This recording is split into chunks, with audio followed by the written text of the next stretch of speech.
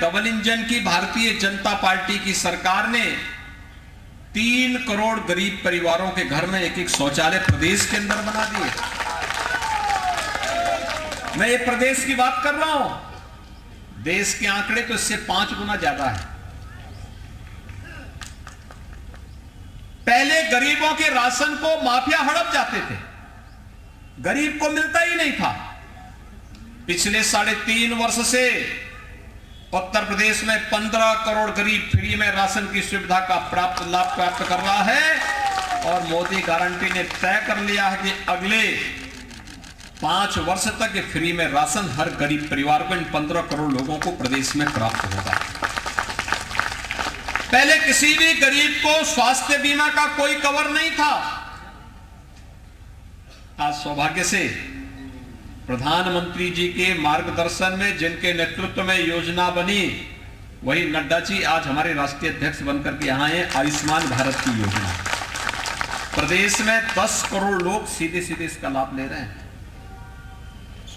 भाइयों बहनों, पीएम विश्वकर्मा हो, पीएम स्वनिधि योजना हो, स्ट्रीट वेंडर के लिए, गांव में निवास करने वालों लोगों के लिए पीएम स्वामित्व की योजना हो, या फिर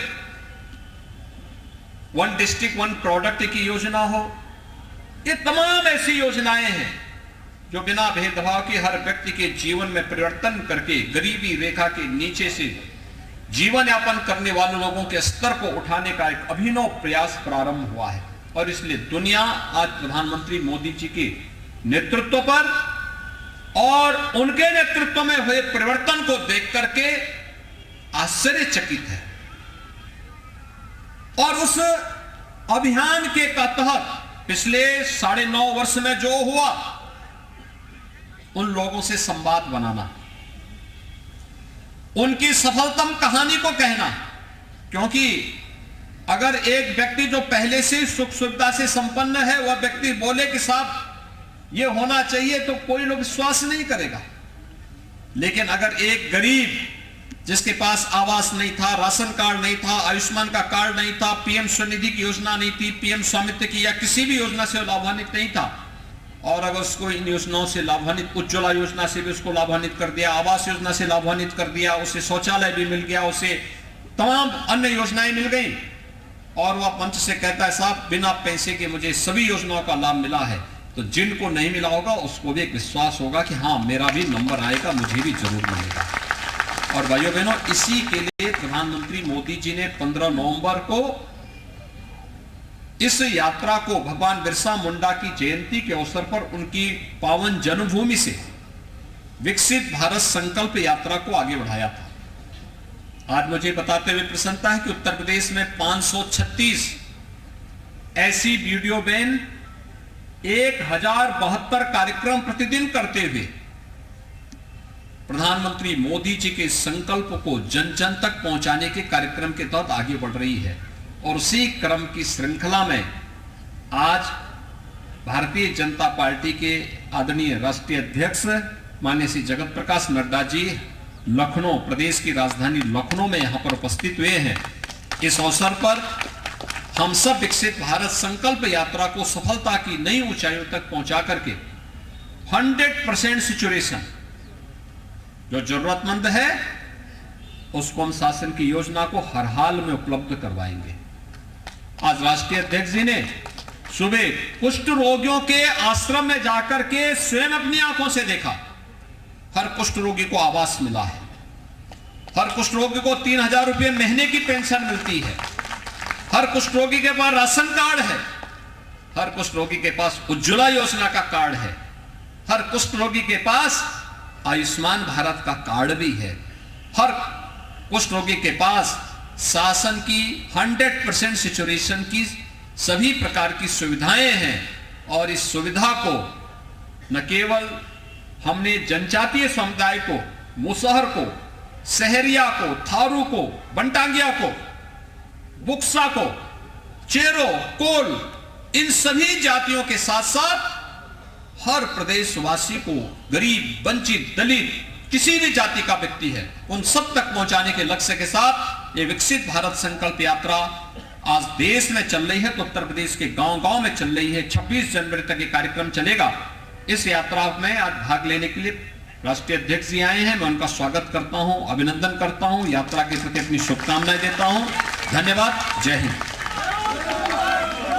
बहुत बहुत धन्यवाद माननीय मुख्यमंत्री जी।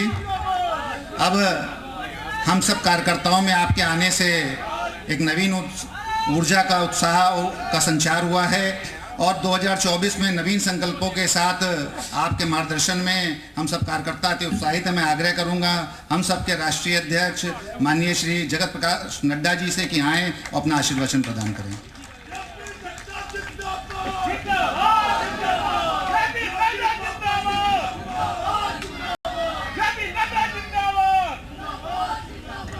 आज के इस विकसित भारत की संकल्प यात्रा के कार्यक्रम में उपस्थित हम सब के बहुत ही यशस्वी लोकप्रिय मुख्यमंत्री सम्माननीय योगी आदित्यनाथ जी, हमारे बहुत ही कर्मठ और जुझारू अध्यक्ष भाई चौधरी भूपेंद्र सिंह जी, हमारे प्रदेश संगठन महामंत्री धर्मपाल जी, हमारे प्रदेश के उप मुख्यमंत्री सम्माननीय ब्रजेश पाठक जी, भारत सरकार में मंत्री और हमारे संसद में साथी श्री कौशल किशोर जी, हमारे राज्यसभा में मेरे संसद में साथी श्री अशोक वाजपेयी जी, उत्तर प्रदेश सरकार में वरिष्ठ मंत्री सम्माननीय सुरेश खन्ना जी, हमारे क्षेत्रीय प्रभारी संजय राय जी, पूर्व में मंत्री रहे मेरे वरिष्ठ साथी महेंद्र सिंह जी, महानगर के अध्यक्ष आनंद द्विवेदी जी, उपस्थित सभी सांसद, विधायक, हमारे विधान परिषद के सदस्य, सम्मानित मंच और इतनी बड़ी संख्या में विकसित भारत संकल्प यात्रा में आए हुए देवी और सज्जनों और मीडिया के मेरे साथी, प्रिंट मीडिया और इलेक्ट्रॉनिक मीडिया के मेरे साथी। अभी अभी योगी आदित्यनाथ जी ने, हमारे मुख्यमंत्री जी ने विकसित भारत संकल्प यात्रा के बारे में आपको बहुत गहराई में और बहुत अच्छे तरीके से उन्होंने इस यात्रा के मंतव्य को आप सबके सामने रखा है। हम सब जानते हैं कि आदरणीय प्रधानमंत्री जी ने भगवान बिरसा मुंडा जी के जन्मदिन पर 15 नवंबर को झारखंड में रांची में खूंटी उस स्थान से इस विकसित भारत संकल्प यात्रा का प्रारंभ किया था। यह यात्रा लगभग 2.5 लाख पंचायतों से और लगभग 3,600 नगर निगम, नगर पालिका और नगर पंचायत, इन सब से होते हुए ये यात्रा 26 जनवरी से पहले ये यात्रा समाप्त होगी और इन सभी 2.5 लाख पंचायतों में और 3,600 हमारे नगर पंचायतों में, नगर निगम में ये यात्रा होकर के आएगी। इसका उद्देश्य अभी योगी आदित्यनाथ जी ने आपको बताया। इसका उद्देश्य है कि कोई भी लाभार्थी छूट न जाए। जिनको हमने लाभ पहुंचाया है वह लाभ उस तक पहुंचे और लाभ पहुंचने में उसको कोई कठिनाई नहीं आए। इसलिए सरकार, उसके द्वार, सरकार उसके पंचायत, सरकार उसके निगम में, सरकार उसके वार्ड में पहुंचकर उसको याद कराए कि यह सुविधा तुमको मिलनी है और तुम इससे वंचित न रह जाओ। इस बात को करने के लिए विकसित संकल्प यात्रा है।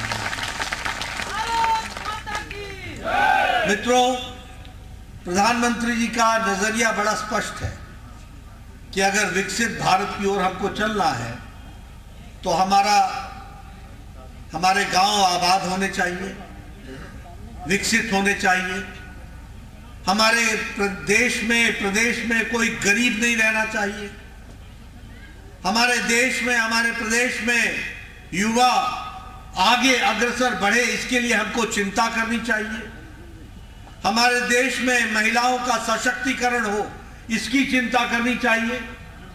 हमारे देश में किसान तीव्र गति से आगे बढ़े, इसकी हमको चिंता करनी चाहिए।